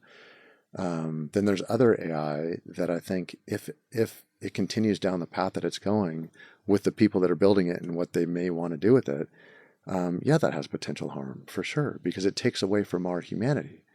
Right. This. Yeah. Right. Yeah. Dude. Perfect example. You could have gotten my permission. You're a lawyer. You could have gotten my permission in contract to do a to do a podcast with me. Yeah. There's AI right now that could create visuals on YouTube that make this look real. Yeah. You could go on to whether Grok or ChatGPT or whatever. I've done so many interviews. You could have done all of this without ever speaking to me. Yeah. You could have created exactly what you're going to be putting out there, all in AI. Yeah. Which goes back to our earlier point about lack of effort, lack of whatever. But I think this is where you get the most impact. And there's nuances of what you're getting and what we're creating here that I think are important that AI will never get. And again, I don't like using superlatives, but I don't believe it will ever get there because there's something to nature. I mean, dude, nature is like, there's nothing. A lot of creatives in Hollywood will tell you like they think they come up with some new creative alien type life form or whatever, and then later on they find out that it already exists in nature. Yeah. What do they say? There's like no originality anymore. It's just like deviations of like 13 stories or something like that. For sure, like, and it all came from nature. Like it all came from Mother Earth. Yeah, exactly. Okay, with that being said, 2 more questions. Then I can give you back your Saturday afternoon. First is, if you were an intern, if you were young Aaron today, how would you move? Well, how would you prepare yourself, or what advice would you give to young creatives for you to get to Nike and Adidas, whatever? What would you be doing today? Obviously, not all your experience is applicable because we do live in 2025. But what would you be doing today? The exact same idea. Humans haven't changed that drastically, just the tools in which we have in our lives to do it. So everything I did to get to where I'm at, it's the same formula. Get out of your comfort zone, take risks, use all the tools around you, soak up, set up dominoes, believe in the little things that, some small action that you take might actually affect your life. It's that story. It's like for all the athletes out there or somebody that's put together a plan to achieve a goal, it's the same formula. So if you want to win a world championship, or if you want to get a job, or if you want to X, Y, or Z, put that so that's put out there, right? Now you have to bring together the people that can help you understand how to get from where you are today to where you want to go tomorrow, to where you want to be tomorrow. You have to figure out who those people are, right? And they have to be your trusted thought partners and people that, you believe can help you get you there. Sit down with them, either literally or figuratively. Put together that plan, and then trust the plan in that process, and check in with them periodically. Are you on the right path? Is that process the right one? Right. You work up a plan.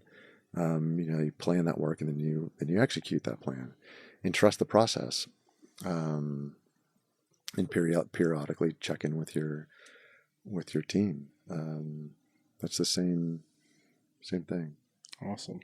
And then our last question that we ask every guest on the Last Flight Out podcast. But before I ask you that, you make a really good point. I think that getting outside of your comfort zone and taking the risks is quintessential to everybody's story. I mean, if you're a follower of this podcast, everyone says the same thing in different words, but it's also getting out of your comfort zone, taking risks, putting yourself in situations where you can calculate risk, not just reckless risk. Yes. And putting yourself in a position where you can grow, because every challenge is an opportunity for you to grow and learn something from. I don't believe in losses. I just believe in experiences and wins. That's me personally. I like that. And that's how I just move forward in my life. But the last question we like to ask every guest on the Last Flight Out is, what was your last flight out moment? Sort of like that moment, had that risk not been taken or that event not happened to you, you wouldn't be here in front of me right now. Oh, the dominoes are, that's a whole podcast in itself. Yeah. Not just like that. You could create a successful podcast, I think, about dominoes. And we talked about Kevin Garnett. I can connect, I got to go back and look at them. I think there's 22 dominoes between Kevin Garnett losing losing in the first round of the playoffs for the third year in a row, I think it was 3 years, to Live Strong donating $110 million to cancer research. Only 22 dominoes. And if I pulled any one of those singular dominoes out, Live Strong, $110 million of Live Strong doesn't exist. And one of those dominoes is the Live Strong wristband. Wow. And so what doesn't put me here is me,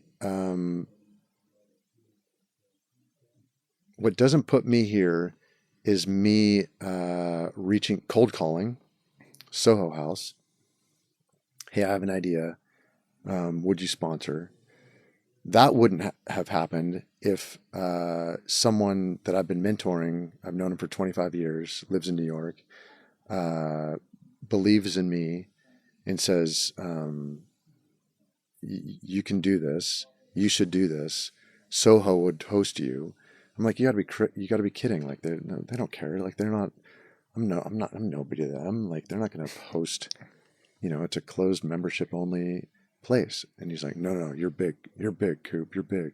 Come on, fam. Like he's like my biggest fan. And I wouldn't have done that if I didn't take out of the time to have stopped in the hallway at Cole Haan when I was there to say hi. And like I said, I've known for 25 years. We've been in contact. He's dear to you. His name's he goes by Big Jim. He was there in New York. You might have met him. And I keep mentoring him, and he mentors me. Like that's mentee. Like I don't two-way street. Like you learn from each other. 100%. That's why symbiotic relationship. I mean, I don't like using that term mentor mentee. you learn from each other. Sometimes Yeah. you are the mentee and you're supposed to be the former mentor, right? So Yeah, 100%. I learned from my kids. I'm supposed to be the parent of them. Like yeah. I wouldn't be sitting here if Jackson wasn't living in New York. true. Like it's all dominoes to me. Like it's all, but that's why if I were to boil life down into three things, if you were to ask my kids or people that I've gotten to know well enough, what three things are the most important to me and that I have come to believe in life, sponges, dominoes, and butterflies. That's it. Wow. Above that, it's the stories that matter. Like how you live through life is sponges, dominoes, and butterflies. And it's the story that all that creates that matters. I love this conversation. Sponges, butterflies. It's so great. And why do you don't tell the audience where they can find you on socials? Anything you have coming out that you wanna just maybe publicize a little bit that we can. Give you a little Thank bit you. airtime? Instagram is aaron.ac.cooper. I try to share what I'm doing out on that, but yeah, I mean, I would like to get more into, like I said, for me, my purpose path is to help people pursue the life that they want to live in their best self. And I believe everybody does want to pursue their best self. So that's kind of the life they want to live. Whether there's something I can do to help with that you would put on your body or in your body, like nutrition or beverages, whatever, or do with your body through training or experiences, whatever. That's what I want to do. So right now, a good portion, probably the majority of my day is spent on footwear. Yeah. But I also have clients and do other things within other things you put on your body. Also do things within nutrition. Also do things within the physical performance space. I would love to be doing more of that. I have a goal that I'm in the middle of pursuing that I'm now. This is crazy. I won't share this because it's a little too early. But there's one person in the that has entered popular culture to the point where I think most people know his name.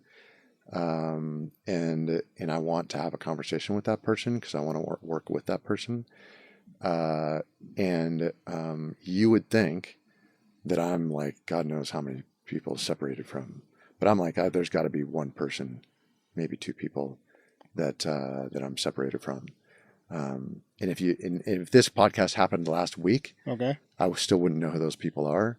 Okay. And just in 1 week's time, that person now knows my name and is in conversation with someone else about me. I can't wait. I know you're gonna say it at one point, so that's why I hope. follow you I on hope. your IG page. I do so hope. I'm praying for you, man. Yeah. But thanks so much for your time. I certainly appreciate it. Portland's been beautiful. I'm gonna go explore it now a little bit more with your recommendations. But thanks to everyone for tuning into this episode. Hit the like button, share this video, subscribe to the YouTube channel at Last Flight Out. That's also where you can find us on social media. I'm your host, Jay. You can find me at JLubriel26 across all of my socials. You can follow Mike, who's currently somewhere out in the world, at If Mike Was Here. Thanks, everybody, for tuning in once again. Same time, same place next week. Thanks again. Peace. My life too pristine. Man, you didn't have to do them like that, man. You didn't have to do them like that. It was film day. Yeah. We gotta make a statement. Exactly. We gotta make a Last What's Flight going Out. on, man? Flat out.